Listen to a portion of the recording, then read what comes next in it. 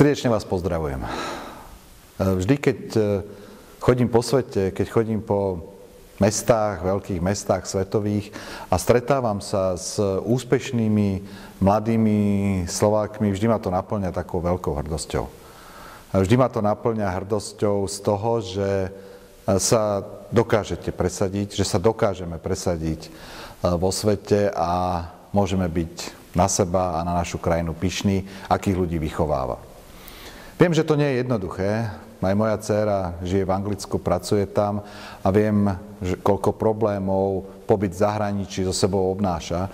A chcem vám povedať, že vždy budeme stáť za vami ako naša krajina, ja ako prezident a vždy vás vo vašej činnosti budeme podporovať.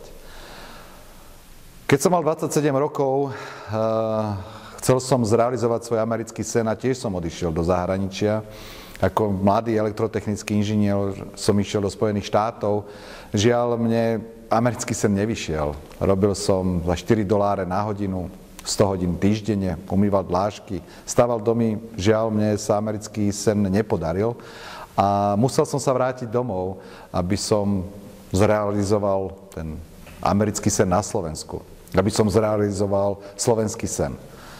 A ja si myslím, že aj mnohí z vás by ste, ak si uvedomíte a budete mať pocit, že dozrel ten čas, že ste nabrali veľa skúseností a vedomostí v zahraničí, mohli by ste to vyskúšať a zrealizovať možno taký aj svoj sen aj na Slovensku. Naša krajina vás potrebuje. Slovensko je krásna, nádherná krajina a potrebuje mladých a talentovaných ľudí. To, že ste v zahraničí, že získavate tieto skúsenosti, je úžasné.